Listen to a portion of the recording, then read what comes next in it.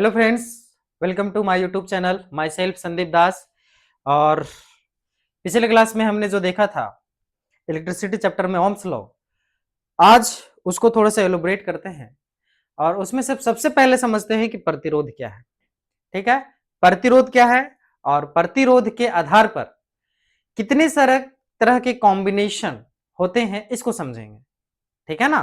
तो पहले समझते हैं प्रतिरोध क्या है। जैसे कि अगर कोई भी इलेक्ट्रिक सर्किट में, ठीक है ना, फ्लो ऑफ इलेक्ट्रॉन हो रहा है, मतलब कि उसमें इलेक्ट्रिसिटी धारा प्रवाहित हो रही है, तो धारा प्रवाहित के अपोजिट उसको रोकने वाला कोई इक्विपमेंट होता है या कोई क्राइटेरिया होता है।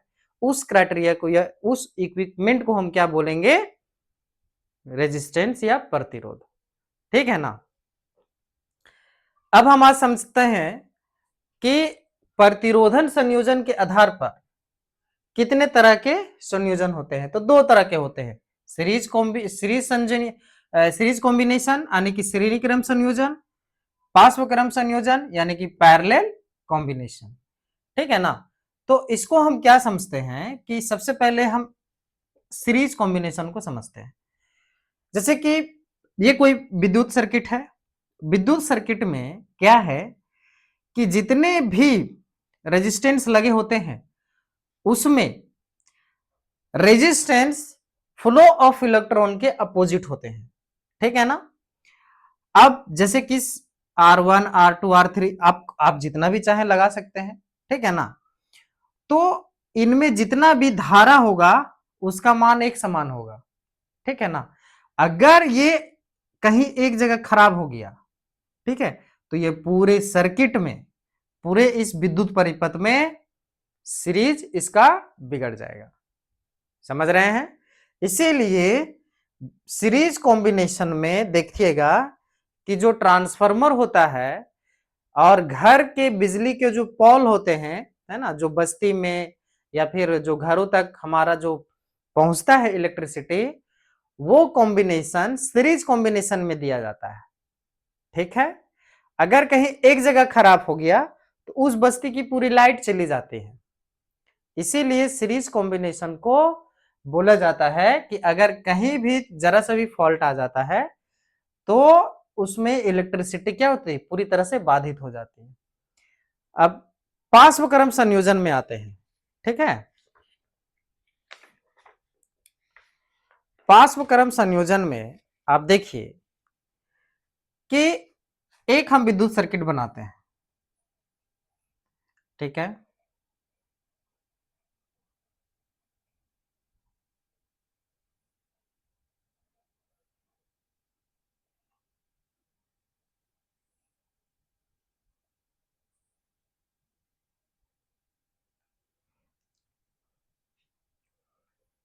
ये एमीटर है। ठीक है, प्लस माइनस। ठीक है। यहां पे एक डाल देते हैं कुंजी।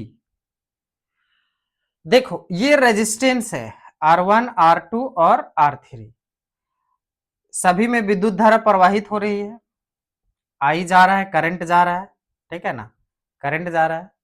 हम लोगों को पता है कि जिधर साइड से करंट जाता है उसका अपोजिट साइड से फ्लो ऑफ इलेक्ट्रॉन होता है। ठीक है ना। इसीलिए धारा प्रवाहित होती है। धारा की दिशा के अपोजिट क्या होता है?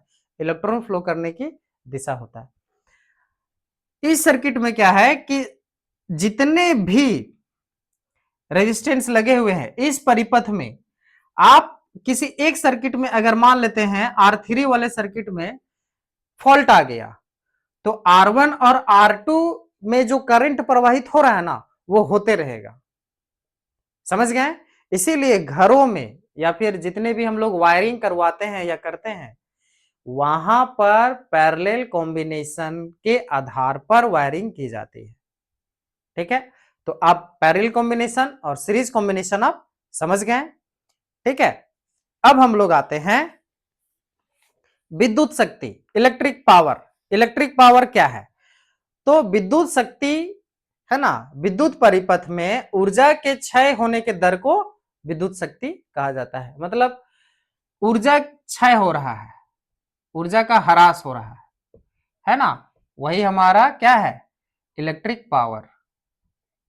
इलेक्ट्रिक पावर जैसे भाई एक बैटरी है मान लेते हैं, ठीक है ना, एक बैटरी फुली चार्ज है, जैसे आप ही का फोन पूरा चार्ज है, धीरे धीरे चार्ज उसका डाउन होते जा रहा है, तो डाउन होते जा रहा है इसका मतलब उसका जो एनर्जी है वो क्या हो रहा है, उसका डिके हो रहा है, ह्रास हो रहा है। तो यही है हमारा क्या, इलेक्ट्रिक पावर। ठीक है ना।